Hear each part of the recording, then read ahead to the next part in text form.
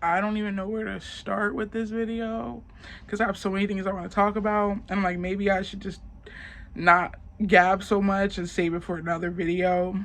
But um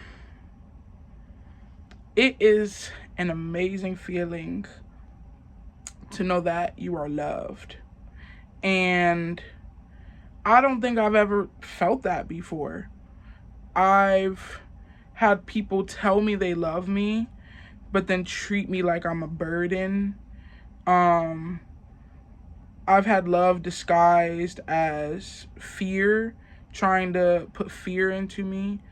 The love that I've experienced wasn't, um, I don't want to call it not pure, but it wasn't the same type of love that I'm experiencing now. Um, so I've been on and off, not even really dating this man, but kind of entertaining and running to this man that I've been fooling around with because there are parts of having that connection that I like because they they make me feel a false sense of security. And I realized finally last night, like, that's what I'm looking for. I'm looking for security, but I can't find security in somebody who is not going to offer that to me, doesn't have that ability to give me that. And I finally realized last night, like, I made a promise to myself to never talk to this man again. Because what happened was I really needed support from this man. And literally, like a week ago, he was on the phone saying, if you need something, I got you. Whatever you need, just ask me. Because I don't like asking anybody for anything. I would rather just be able to do it myself. And, I was like, well, let me just ask him. I've known him for 2 years, and I don't really ask him for anything. And, the whole time that we've been together, he would, say that. And so, I actually needed his help, and he failed pretty much. And it, mm, it put me in a situation where I was expecting and relying on it, and I ended up, getting fucked up myself. So it was so crazy because, okay, let me explain the whole situation. So I take public transportation everywhere. Like, I don't have access to a car. And so I've been like getting Ubers at work after work because I get off at 8:30 and it's just real late. And to get an Uber to my house can range from like $18 to $9. And so last night I literally only had $10, and I kept looking at the prices hoping that they would go down, but it never did. They never went down. And I didn't have enough money to get an Uber. So I asked this person earlier in the day if they would be able to help me out. And they said, yeah. And so, I'm like, okay, well, if I get this money, then, I can get the Uber. And that ended up not happening. And I was like, okay, that's cool. Like, I'll just take the bus. But what happened was when I called this person on my phone, it messed up my ability to keep track of the bus stops that I needed to get off at. And I didn't realize that until it was too late. And I ended up screwing myself up because I distracted myself and I allowed myself to get moved away from my target, and I just, I was crying. Like, I hate putting myself in situations that I know I don't have to be in, and I would not be in if I would have planned and prepared myself, and I couldn't be mad at anybody but myself. And so what ended up happening was, I was just going to tough it out. I didn't know how I was going to get home. I did not have enough money for Uber, and the bus actually ended up taking me further. So it was like I was going to have to pay a lot more money to get home, which I didn't have. And the only resort at this point would have been to call my grandfather because he's been reliable and ask him for more money, which I just did not want to do. We're all in a stressful situation right now, and so I just didn't want to even bother him with that. And so, I was just going to tough it out. And it was so crazy because he called me, and my heart just swelled. Like, my heart just, like, it literally swelled. And I explained to him what was going on. And he's like, do you need money for a ride? And I'm like, no, I don't want any more money. Like, can you come pick me up, please? And he did. Like, he was not planning on picking me up, did not have any intention of picking me up, but I asked for it, and he was there. And I just, like was so emotional, and I was crying all night long, because it's like, it's so crazy when somebody's there to catch you. It looks like I'm bleeding, but it's just my hair dye. I just took a shower. But it's so crazy when there's somebody there to catch you after you fucked up. After I fucked up and made my mistakes and did what I did. My grandparents, despite what I feel about them, despite how they feel about me, they are the only people in my life who have consistently showed me that they love me. And it's like, I don't realize it into moments like that where I'm just crying because I'm so grateful. Like, I'm so grateful. And it's an amazing feeling to know that, somebody has my back. And the people who say they have my back don't actually have my back. And it's like, I look at my grandparents and the way that they treat me, and I can say to myself, okay, well, this is the standard.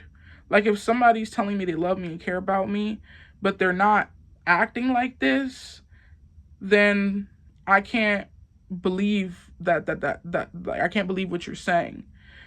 Actions do speak louder than words, because there's been times that me and my grandfather have literally got into arguments, fights. He kicked me out. But then at the end of all that, we apologize and we move on. And despite everything that he said out of his mouth, his actions and behaviors say something completely else. And that's not the first time. There was a situation back in August where I fucked up really bad. Like, I fucked up so bad, I deserved nothing. And I was so scared to come home after what I did, because I knew that I was going to be in big trouble. And when I came in the door, I was ready for it. I was ready to be ridiculed. I was ready for the punishment. But instead, they said, all we wanted to know is that you were safe. And it was just a level of grace that I've never felt before. I fucked up so many times in my life. Even when I was younger, I made mistakes, and there was no grace. There was no empathy. There was no compassion. It was just punishment. Granted, when you do something wrong, you do deserve punishment. So it wasn't like it was uncalled for to be punished, but there was no grace at all. And the fact that I fucked up so bad, they didn't take anything away from me. They didn't, ban me from anything. They didn't tear me down. They said, all we care about is that you were safe. And it's so crazy, because I was ready for it. I was ready for the fire, but there was no fire. And it is just an amazing feeling. It is such an amazing feeling, because I don't deserve it. No, and I'm not even going to keep saying that to myself. I keep saying I don't deserve it, but I believe everybody deserves that. I believe everybody deserves grace. I believe everybody deserves compassion. I believe everybody deserves to be treated with love, care, and respect. And that doesn't happen for a lot of people.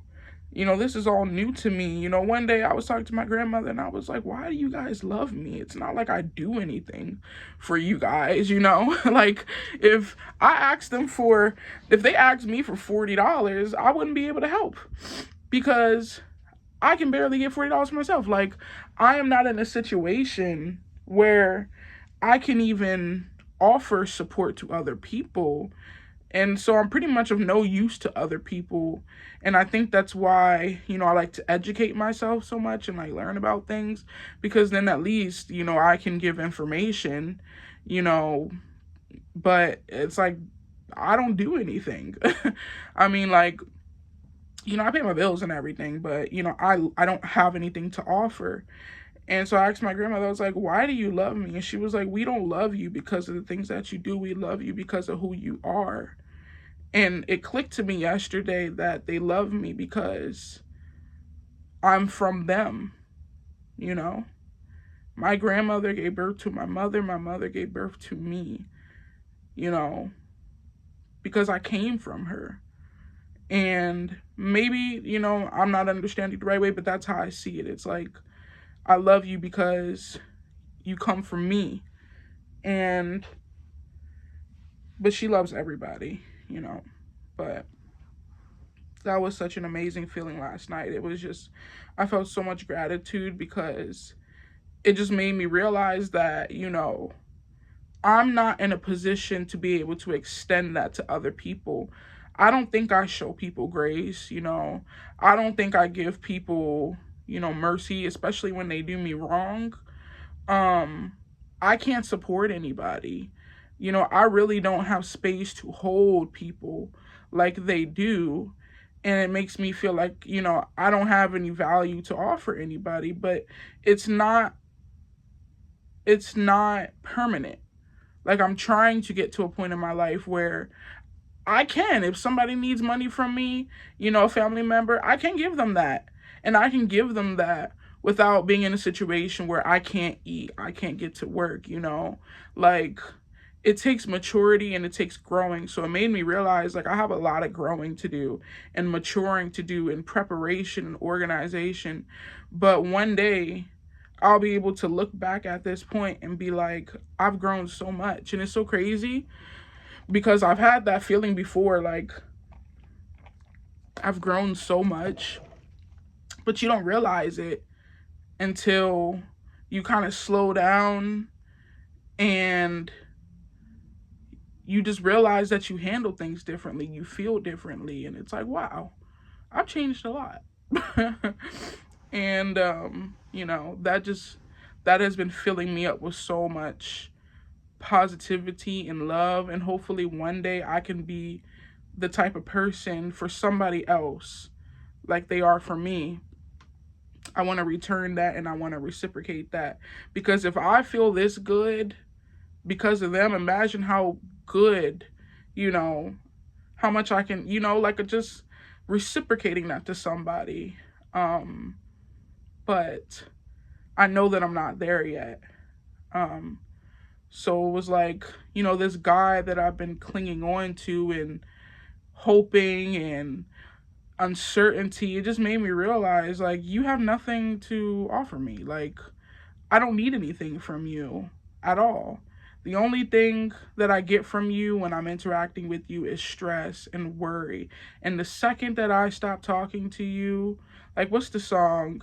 It's by Billie Eilish, and she's like, when I'm away from you, I'm happier than ever. And honestly, I am. Like, literally, I stopped talking to him last night, and I promised myself, I was like, I have to promise myself I will never speak to this man again. There's no rationalizing. There's no, oh, well, maybe if no, there's none of that. Everything that I believe was happening with that relationship is what is happening. I'm not deceiving myself. I mean, I was deceiving myself trying to make it, like, well, what if? But it's like, no, every single thing that you're thinking is correct. Like, I can trust myself. I can use my eyes. And if this person is doing this one thing and saying something, but this person is doing something and they're saying the same thing, but they're doing something different, then something's not adding up. And it just, like, Not talking to him ever again is literally saying to myself, I deserve better. I deserve not to be stressed out. I deserve not to be worried. I deserve to not be lied to. I deserve to not be distracted, because I'm at a point in my life right now where I cannot afford to be distracted, where my only option is preparation and organization. And I have to stay focused on that because I have too much to lose. There was a point where I didn't have anything to lose, but I have too much to lose. And I can't afford to have somebody playing with mind games with me and playing with my emotions and distracting me. And I do so much better when I don't have any distractions because I have to focus. My mouth gets so dry. Um, but yeah, it's amazing feeling to be loved. And it's not by a boyfriend, it's not by a girlfriend, it's my family. And I know many people don't have that. But I think, one of the things I've done is I sometimes look back at my life and remember all of the times where I felt cared for. Like realistically, I'm not talking about like my mom taking me shopping for school. I'm talking about deeper things, like things that make me feel seen and actually like a person. And there was this one time where um I was very antisocial. I don't want to say antisocial, but like I was very lonely in high school. I didn't have any friends. The friend group that I did hang around, they were just so much different than me. Like they all had phones. Everybody was on Instagram and posting selfies and wearing the nicest clothes and Jordans, and that wasn't me. I didn't have a phone. I didn't get a phone until I was 17, and I bought it with my own money from the first paycheck that I got from working. And it's not that my parents couldn't afford to buy me a phone. It was just that they didn't want me to have a phone because of all the dangers of having unlimited access to the internet. And so I couldn't relate to them, and I would try really hard, but it's like, how can you relate to people who are just, and then having their own group chats and kind of leaving you out, inviting everybody to places and just leaving you out.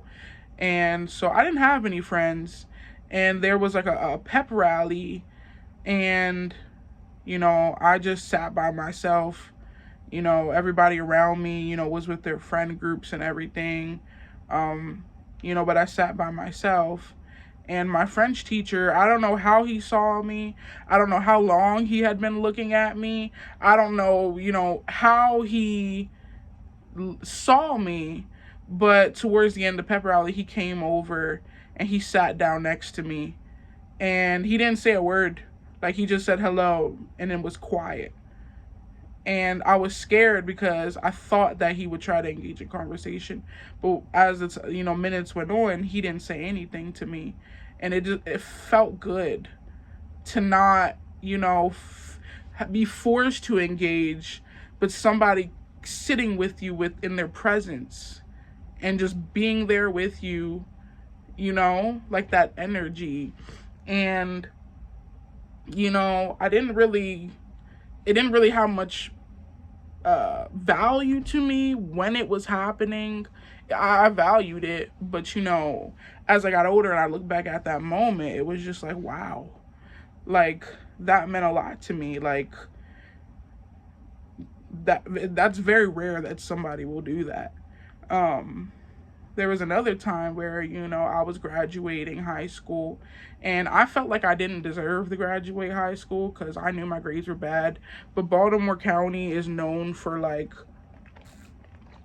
skewing people's test scores and grades and stuff so that you end up passing. Because there was one class where I had a D every quarter, and then I had an E one quarter, and then I ended up getting a C for the last quarter. So my average was like, I think technically failing. But what happened was the guidance counselor, before I even got to like graduation, back when I was in ninth grade, she put me on this course or like this track where you end up getting more credits than you actually need. So failing the class didn't actually do anything because I already had, like, I think it was like 23 credits, or I don't know, but I had more than I needed. But, you know, I didn't feel like I deserved to graduate. My mom was kind of treating the whole experience like it was a burden. Like, she didn't really want to be there. My family wasn't there. It was literally like my mom just wanted me to go in and get my diploma and leave. And so I felt that, and I was like, well, I can't enjoy this experience because my mom isn't enjoying it.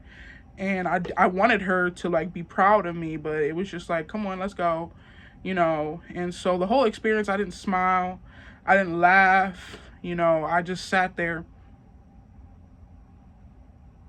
And then when they called my name to get up, you know, I was so anxious and nervous because I didn't like being seen at the time. But you know, I couldn't just go after getting it. You know, we had to wait for everybody. um but when I got my envelope with my diploma and I finally got home and opened it, there was a letter from my French teacher, who was my French teacher for 2 years. She was my 10th grade, oh no, she was my 11th grade and 12th grade. And the note said, like, I always noticed you and you seemed different at one point, and I just want you to know that, like, I care about you and I wish you, you know, the best of luck for your future. I still have that note. And, you know, it's just little moments like that in my life where, you know, I don't want to cry, but it's like people actually did care about me. And it's like, you know, when you don't have that, you know, when it's not consistent in your life, it's like, I really wish I would have held on to those moments a lot longer, you know. I actually like cherished them in the moment, but I didn't see it like that in the moment. And now I do, you know. I wish I had took more opportunities to have people in my life that do care for me. But, you know, there are little moments like that where people did show care. And I'm very grateful for it. And like I said, I hope that I can be that for somebody else, because it feels really good to know that people care about you. But like I said, I know that I need to continue to grow and love myself, because I don't think that type of care and love is possible unless you love yourself. Because when you're dealing with all these mental health issues and you hate yourself, you hate your life, you don't want to be alive, there's no space for other people. It's like people just become a way to distract yourself. It's not like you genuinely want to care for them. It's just you're using them to distract yourself, to entertain yourself, to cope. It's not genuine. And I want to be genuine.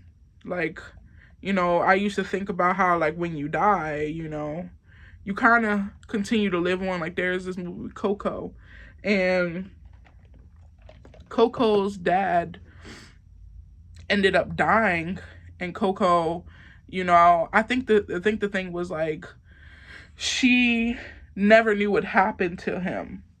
And so on Dia de los Muertos, where they, like, honor their loved ones who have passed, you know, in that world of Dia de los Muertos, if people don't remember you, you fade away forever. And he was about to fade away because his daughter, the whole family, you know, forgot about him. And his daughter was the only one who remembered him. And he was fading and fading away. And he told Miguel, like, please go sing this song, go sing this lullaby to my daughter, help her to believe. No, I don't think he told him to do that. But pretty much, like, you know, don't let her forget about me. And, you know, when he sung the song, you know, she remembered. He didn't fade away. And when she died, she got to join her father. And, you know, it's like, that's how it is. It's like, people only remember you for either the trauma and the pain that you caused, or they remember you for the love and the care and the grace that, you had on their lives. And that does have an impact. That comes from somewhere, and it's like you just continue on with this life and all these things that these people who cared for you put into you, and you put that out as well. And it's just beautiful. It's like, I love being alive. I love being a part of the process. I love being a part of the experience, even though, it is hard and it is confusing sometimes and it doesn't feel good all the time. I feel like for the times that it feels bad, the good outweighs it so much. Because that keeps you going. And, but I have, like I said, I don't have transportation. So I've been working 50 hours a week, which is amazing because I was originally working only like 18 to 20 hours a week. And, I was struggling because, I was making like $1,600 a month. I had a client before, and so I was working like 45 hours a week, but the family decided they wanted to cancel services for some stupid ass reasons. So it left me in a place where I poured myself into that position. I did what I was supposed to do, and they just said, off with you, fuck you. We don't care if you get to eat. We don't care if how your life is going to be, but we aren't comfortable with change. So fuck you. And that put me in a situation where I, was making less money. But now I have another client and I'm working 50 hours a week, and it's like, this is amazing. My checks are going to be a lot bigger, and they're going to be bigger than they ever have been. But I have to put in the work to get it. And the work involves waking up very early, preparing myself, being organized, and doing what I'm supposed to do. And like yesterday I walked 5 miles. I've been walking a lot, and I started to notice how like my breathing has been when I was walking. Like 2 weeks ago, I was not walking as much. I just started working with the client 2 weeks ago. So like prior to that, just walking at a brisk pace. No, walking at a normal pace was like literally. Now it's only been 2 weeks. I walked 10 miles last week. This week so far, I've probably walked like 7. By the end of the week, I probably would have walked 10 miles. And now it's like, I used to like walk up a hill and felt like I needed to stop literally because I felt dizzy and sick. Like I needed to just pop a squat and relax, and like take a chill pill. Now I'm walking up hills. I'm walking multiple miles at one time, and I don't feel that anymore. And it's so crazy how quickly our bodies adapt to change.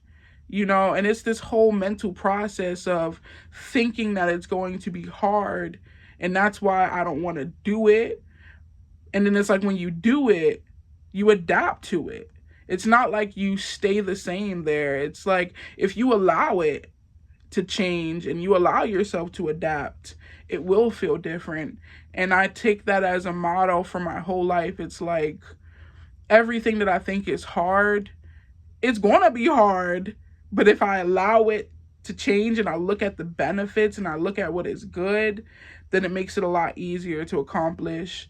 And that even goes for like this relationship that I just ended. It's like, I don't want to go through this mourning process because it sucks.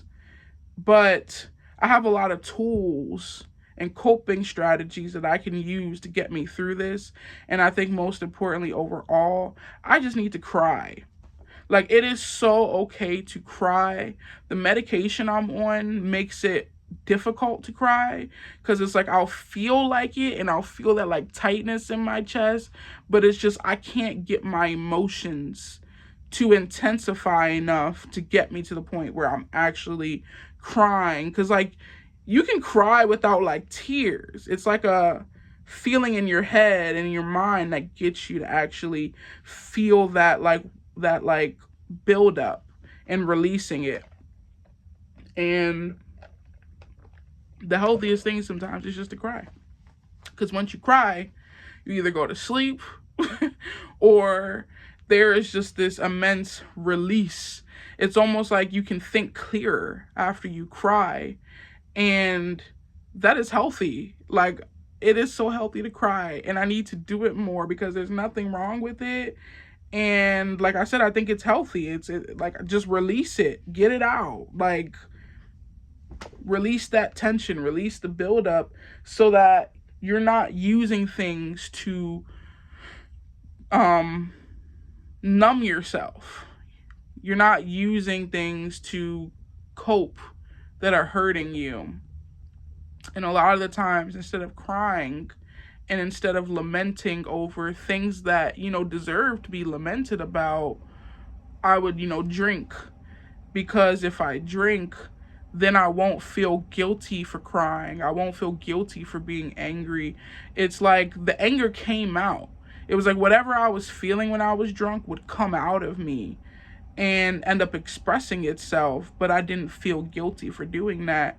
And it was a lot more aggressive and intense. But it's stepping away from Christianity also, I believe, has helped me to continue to grow. Because when I was a Christian, it was like, oh, I don't deserve to live. Everyone deserves to die. Nobody is worthy. And you need this person to make you worthy. And if you don't believe in this person, then you don't love God and you're going to burn in hell. And you're going to be separated from God forever. And everybody's a bad person. Nobody. And it's like, I believe that. Like, nobody is better than somebody else. I don't believe comparing people is a thing that should be done at all. I don't believe anybody is better than me. And I don't believe I'm better than anybody else. Even though sometimes I do. But we're all the same. And not having that burden of feeling that way about myself. Like, I don't deserve. I'm not worthy. I deserve to be dead. The wages of sin is death. And it's like, I'm not a bad person. I'm a person who lived through a lot, has experienced a lot. And my 21 short years of being on this planet and being conscious, aware, and awake, I've experienced a lot of intensity, a lot. And that has shaped the way that my brain is, the way that the animal inside of me behaves. And I'm not a bad person for that. And I'm learning how to grow out of that.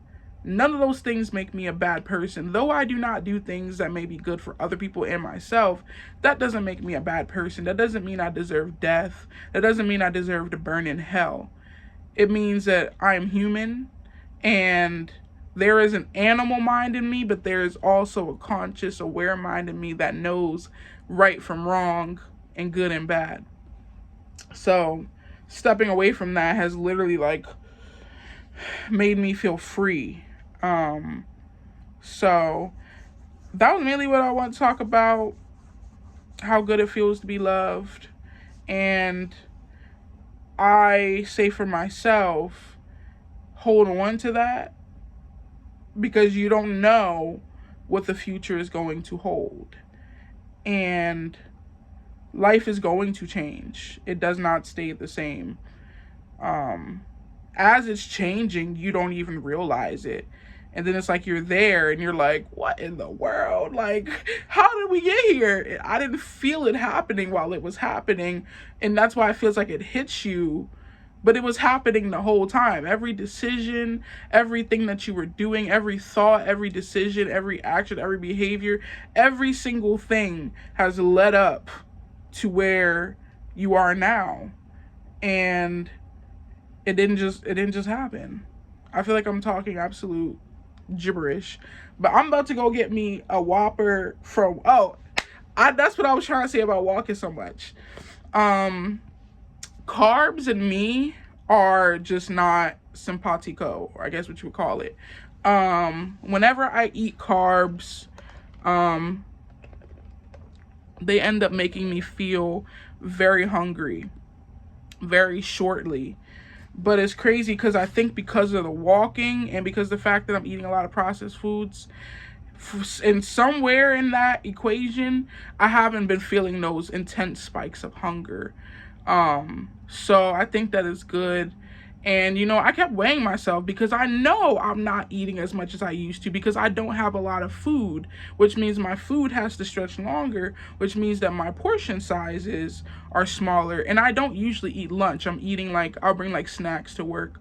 But I'm like, I know that I've been eating less, so I'm like, why am I not losing weight? But I didn't notice my little, oh well, no, my little friend is still here. But my body has been feeling different. I remember, like I said previously, my body felt so heavy, and now I feel light. I'm still fat and everything, but I feel lighter. I feel like my body isn't taking so much effort to move. And but my phone keeps saying I don't have enough storage, so I'm gonna be quick. But I lost 4 pounds. I finally weighed myself today. The scale hadn't been moving, and I finally, it said that I lost 4 pounds, and I was like, oh, skinny bitch come through. No, what's that one? All my big ladies come to the front.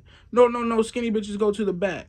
I was like, what in the world? I haven't lost weight since I don't know how long. It's been months since I've lost any type of weight. So I'm very grateful for that. And I had to trust the process. It didn't show up on the scale, but there were so many things happening within my body and how I felt. I haven't lost that much weight. But the fact that I lost so little is but the crazy thing is that, like I said, months ago I would have not been able to handle this life, the life that I'm in right now and how everything is right now. I didn't have the tools. I didn't have the strength, and I couldn't have been able to handle it. I was not ready for it. And if I would have been given this opportunity back then, I would have fumbled it. I wouldn't have enjoyed it. I wouldn't have been able to value it because I wasn't ready for it. And I've slowly been in the process of readying myself. And when this opportunity was handed to me, I'm taking it and I'm holding on to it and I'm moving through it and I'm accepting the challenge. And I'll hear people say God doesn't give you more than you can handle, but it's you can't handle it if you're not ready to handle it. And sometimes you're not, and that's okay. I was fine where I was, I was fine, living how I was, doing the things that I was doing. I was okay with that, but it's so crazy that, without these distractions in my life, I've been able to pretty much open the door to do different things, to try different things. And these things that I've been trying have been yielding different results. And, I've just been feeling so good. But when that man is in my life, everything feels more intense, more stress, more uncertainty. And that's all that he ever gives me. So, hopefully something I said is valuable, relatable. I'm about to go to Burger King and get me a Whopper because I've been wanting a burger for so fucking long. And it's so crazy because when I used to go to Burger King 3 to 4 times a week. And I haven't had Burger King in I want to say 2 months, maybe a little bit over a month. And that's mainly because the Burger King closest to my house, they've been doing a construction on, so nobody has been able to go. And now they're open again, but I still haven't went. So I haven't eaten anything all day. I said I'm going to save my calories for this Whopper I'm about to eat. And I always get Whopper with no cheese, or sometimes if I'm feeling saucy, I'll get cheese, but no cheese, extra onion, extra tomato, lettuce, no ketchup, no mustard, no pickles. And I love it. That is my go-to. I don't even want no fries. because by the time I get home, they're going to be cold and I'm going to have to reheat them. No, but I think I'm going to get some fries. I think I'm going to get some fries too. And I'm going to enjoy my food. And then after that, I'm going to do my nails because they popped off. But that's the plan for today. I hope you have a good day. And if you have somebody in your life who you're grateful for, who has shown up for you, who has been loyal, who has been reliable, you should just text them right now and just be like, I really appreciate you. And sometimes I have a hard time doing that because for some reason, I feel like every time I express true love, it's like I feel like I'm faking it. Like I'm not actually being real. And it's so weird because I am, but in my mind, it's like they're seeing it and they don't care. Like I'm like, I appreciate you, and they're just kind of like, and it's like I want to know that when I am expressing my love and I am expressing my feelings, that is being taken seriously. But I don't know that. I just know that they're words, but there has to be some type of action. Like I said, I don't feel like I do anything good for anybody. So it just feels like empty words. But I really hope that, yeah, you have a good day.